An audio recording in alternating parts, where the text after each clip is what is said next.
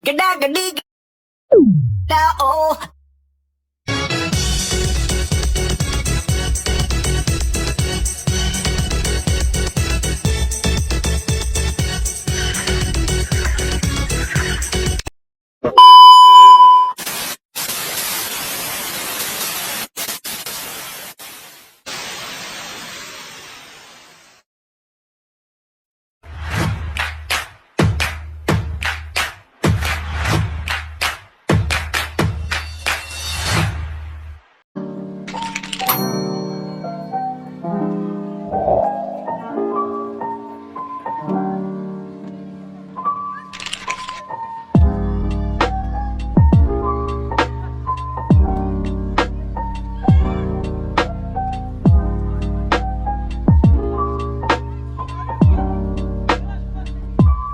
Assalamualaikum warahmatullahi wabarakatuh.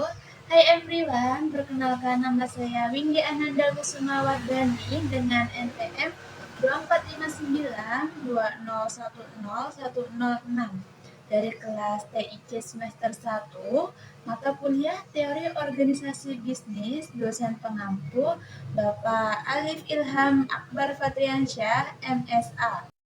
A few moments later, a few inches later, 2 hours later, 1 eternity later.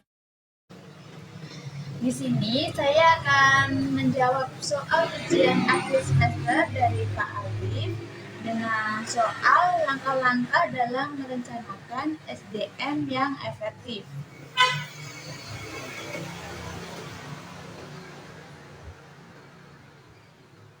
Sumber daya manusia atau SDM adalah istilah yang merujuk pada individu-individu yang terlibat dalam suatu organisasi, baik secara karyawan, pegawai, maupun tenaga kerja lainnya. SDM mencakup potensi manusia yang dapat dikembangkan untuk mencapai tujuan organisasi.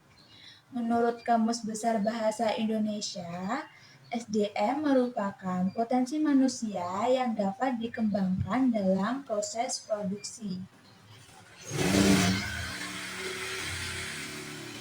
Secara lebih luas, SDM mencakup kemampuan, keterampilan, pengetahuan, dan kreativitas individu yang berkontribusi pada kinerja organisasi.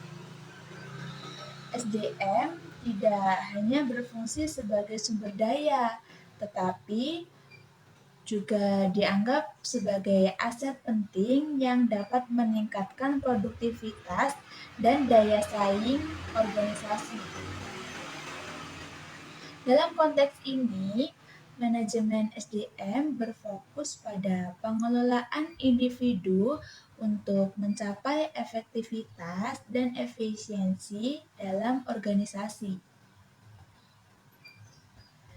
Perencanaan sumber daya manusia atau SDM yang efektif adalah proses strategis yang sangat penting untuk keberhasilan organisasi. Proses ini tidak hanya melibatkan pengelolaan tenaga kerja saat ini, tetapi juga mempersiapkan organisasi untuk tantangan dan peluang di masa depan. Berikut adalah langkah-langkah dalam merencanakan SDM yang efektif. 1. Menganalisis ketersediaan SDM. A. Evaluasi tenaga kerja saat ini. Tinjau profil karyawan yang ada termasuk keterampilan, pengalaman, dan kinerja mereka. Identifikasi karyawan dengan potensi tinggi dan area yang memerlukan perbaikan. B. Analisis struktur organisasi. Periksa struktur organisasi untuk memahami bagaimana setiap posisi berkontribusi terhadap tujuan perusahaan. 2. Mengidentifikasi kebutuhan SDM. A. Tentukan kebutuhan jangka pendek dan panjang. Pertimbangkan pertumbuhan perusahaan, proyek baru, dan perubahan dalam industri untuk menentukan kebutuhan SDM di masa depan. B. Libatkan manajer departemen. Diskusikan dengan manajer dari berbagai departemen untuk mendapatkan wawasan tentang kebutuhan spesifik mereka. 3. Merumuskan tujuan SDM. A. Tentukan tujuan SMART. Buat tujuan spesifik, terukur, dapat dicapai, relevan, dan berjangka waktu, misalnya meningkatkan jumlah karyawan terlatih sebesar 20% dalam 1 tahun. B. Selaraskan dengan visi perusahaan. Pastikan bahwa tujuan SDM mendukung visi dan misi organisasi secara keseluruhan. 4. Menentukan perkiraan permintaan SDM. A. Gunakan metode peramalan. Terapkan metode kuantitatif dan kualitatif untuk memprediksi jumlah dan jenis karyawan yang dibutuhkan.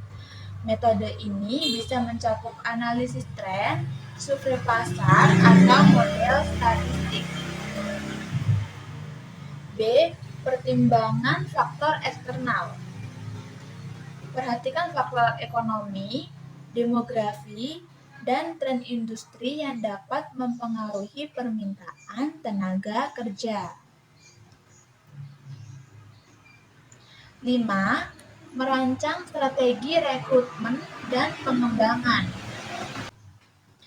A. Strategi rekrutmen. Rancang rencana untuk menarik kandidat berkualitas melalui berbagai saluran media sosial, situs web karir, dan job fair. Pertimbangkan juga penggunaan teknologi seperti AI untuk menyaring pelamar. B. Pengembangan karyawan. Buat program pelatihan dan pengembangan untuk meningkatkan keterampilan karyawan saat ini dan mempersiapkan mereka untuk posisi di masa depan. Ini bisa mencakup pelatihan formal, mentoring, atau program rotasi pekerjaan. 6. Implementasi rencana tindakan. A. Buat rencana aksi. Rincikan langkah-langkah konkret yang perlu diambil untuk mencapai tujuan SDM, termasuk jadwal dan penanggung jawab untuk setiap tugas. B. Komunikasikan rencana kepada seluruh tim.